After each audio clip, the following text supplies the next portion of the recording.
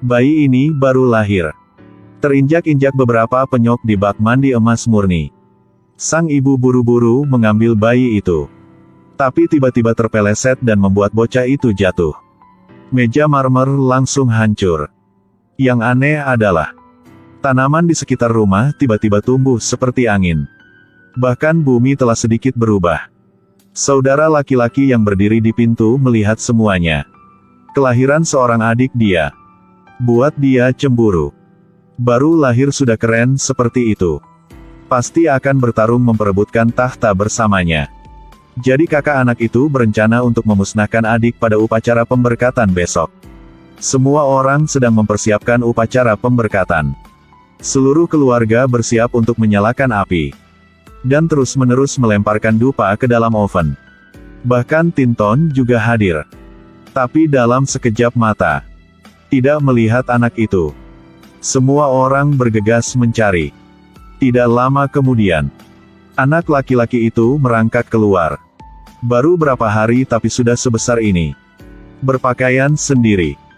Orang tua anak itu terkejut. Ritual berkah akan segera dimulai. Abang panik. Baru sehari dia sudah dewasa seperti ini. Jika terus seperti ini, tahta dia pasti akan hilang. Kakak memutuskan untuk menyingkirkan adiknya sendiri. Upacara pemberkatan resmi dimulai. Api di tungku semakin besar. Tapi bocah itu meminta untuk melompat ke tungku. Untungnya, ayahnya bisa menarik kembali. Tapi 1 detik kemudian, tangan anak laki-laki itu memancarkan cahaya yang menyilaukan. Membuat api menyala lebih besar dan lebih tinggi.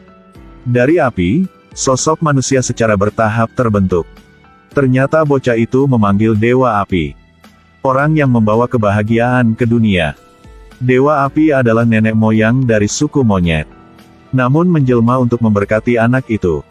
Memutuskan untuk segera bertindak. Jadi setelah berkah selesai, semua orang secara bersamaan mengangkat gulungan itu untuk memberkati. Giliran Houka. Dia diam-diam memberi bocah itu kutukan jahat. Tidak terduga. Anak itu tertawa. Ketika orang masih tidak mengerti apa yang terjadi. Anak laki-laki itu meraih pergelangan tangan saudaranya. Baru saja, Houge diam-diam senang. Sekarang merasakan semakin banyak kekuatan di pergelangan tangan. Tapi agar tidak kehilangan muka di depan semua orang, dia harus menahan rasa sakit. Dan anak itu tertawa. Gelang emas murni saudara terdistorsi oleh bocah itu. Terlihat oleh paman. Langsung dia lepasin. Akhirnya dia mau berhenti juga. Sang kakak tutupi lehernya. Saat ini, tiba-tiba angin besar muncul. Ternyata Dewa Angin juga datang. Dewa perlahan berjalan ke anak itu. Dan kirimkan dia berkatnya. Beri nama juga anak laki-laki itu Aman. Anak itu tiba-tiba memanggil nama yang baru saja diberikan oleh Dewa Angin kepadanya. Melihat Dewa Angin juga datang untuk memberkati Aman. Sang kakak semakin marah dan iri padanya. Baru lahir dan dicintai semua orang. Lebih kuat darinya. Setelah kembali ke rumah, kakak laki-laki itu ingat apa yang terjadi hari ini. Jelas dia anak sulung. Tapi kewalahan oleh adiknya sendiri. Houge segera membuat keputusan yang mengejutkan. Dia ingin melepaskan peri pohon yang telah disegel selama 1000 tahun. Untuk melahap jiwa Aman. Hari ini, Aman akan menantang seorang pemuda dari suku monyet. Dahou bergegas ke depan. Aman segera menjepit kepala Dahou. Dan hanya 2 detik kemudian, The Great Hou dikalahkan oleh Aman. Dahou tidak pernah dipermalukan seperti ini sebelumnya. Segera berdiri untuk memprotes. Tapi juga dikalahkan dengan lembut oleh Aman. Melihat Dahou bahkan tidak bisa berbuat apa-apa Aman. Anggota geng lainnya segera menggertak Aman. Akibatnya, mereka semua dikalahkan. Aman masih berdiri di sana. Tersenyumlah seperti tidak terjadi apa-apa. Houge Aman yang berdiri di belakang pohon melihat semuanya. Sebuah rencana muncul di kepalanya. Houge memanggil Dahou ke dalam hutan. Dan berbohong bahwa Aman adalah yokai yang bereinkarnasi. Tanpa menghancurkan Aman, cepat atau lambat ras monyet juga akan musnah. dan minta Markis untuk membuat janji dengan Aman besok ke gunung di belakang. Houge akan mengatur segalanya. Keesokan harinya, Hou Agung membawa Aman ke belakang gunung. Dalam perjalanan Dahou juga mengajari Aman menari. Houge sudah lama menunggu. Atas nama membantu Aman melatih. Agar Aman bisa tumbuh lebih cepat. Tapi itu sebenarnya rencana untuk meminjam pisau untuk membunuh seseorang. Aman dengan naif berpikir bahwa saudaranya sangat baik padanya. Siapa sangka ini bukan olahraga sederhana. Di balik itu adalah seluruh konspirasi. Siapa tahu, batu besar itu dengan mudah diangkat oleh Aman. Kemudian jentikan batu dan menghilang ke udara. Monyet mengikuti mata huruf A dan mulut huruf O. Tapi bebatuan ini baru permulaan. Tujuan utama Houge adalah bebatuan di depan gerbang gua. Jika pindahkan saja batu-batu itu, Youkai berusia 1000 tahun yang tersegel di dalamnya akan dibebaskan. Kemudian akan melahap jiwa Aman. Dan goblin pohon di gua sudah lapar. Rencana sempurna ini membuat Houge sangat senang. Untuk membujuk Aman melakukan hal itu. Houge bahkan tidak menyesal menggunakan metode penderitaan dan penghinaan. Secara aktif letakkan tangan di bawah batu. Kemudian berpura-pura meminta Aman untuk membantu. Aman baru saja akan melangkah. Segera dihentikan oleh Fagus kecil di sebelah.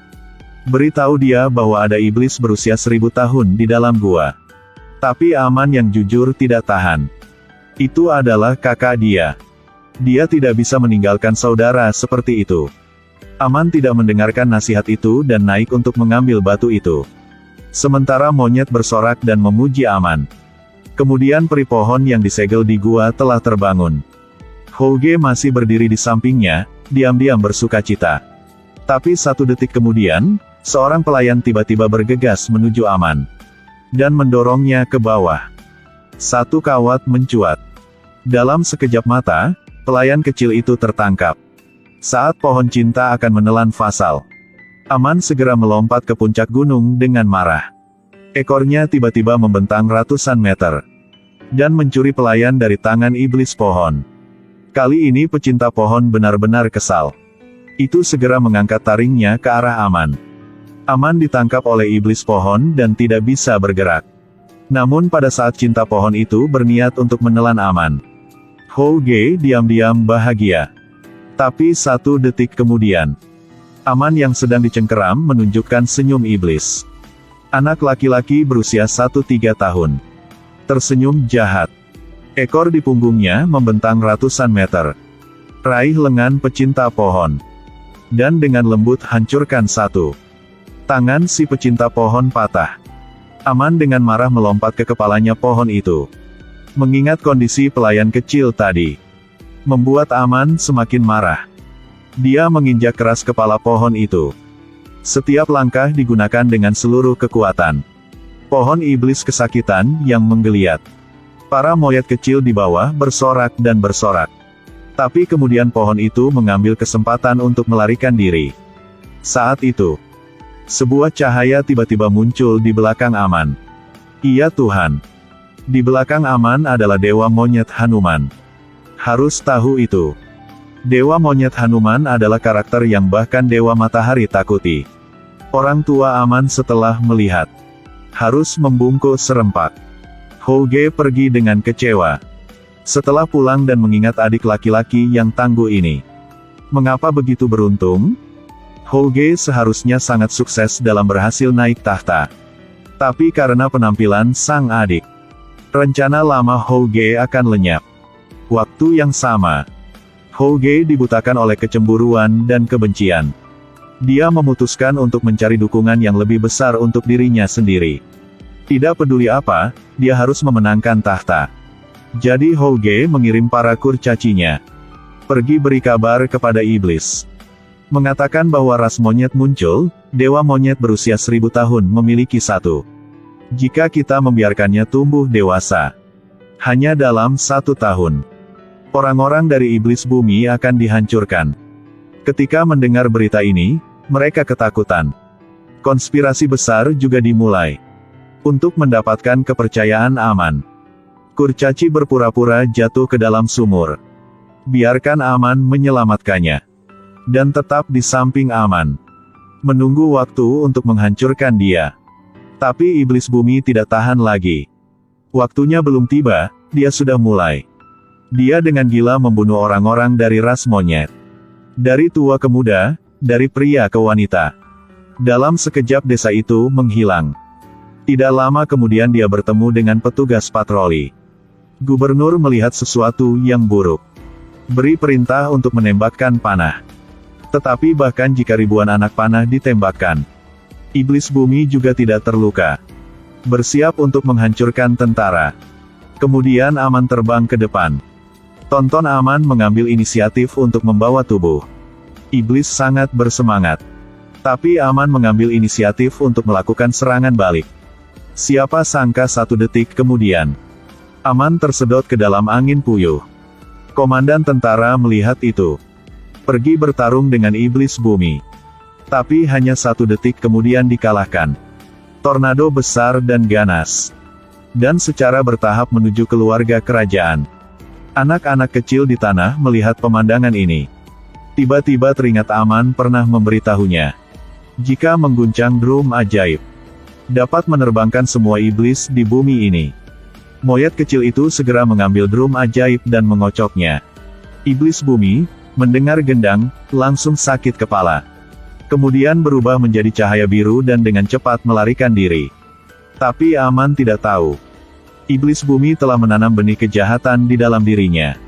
Dan ini akan mengubah hidup Aman.